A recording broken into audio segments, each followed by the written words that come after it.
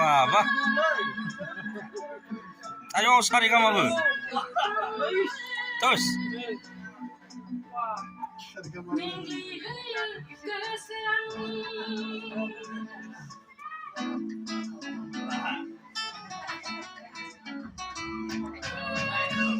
Hit jai jo.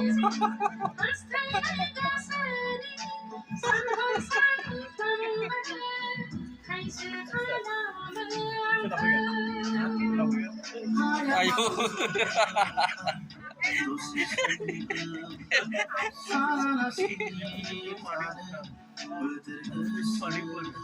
Terus.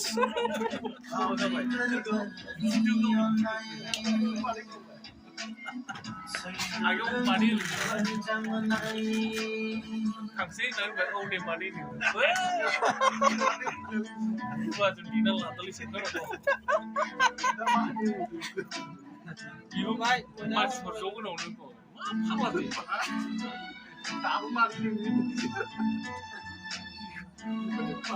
그럼 왜 그런 얘기 오는 거야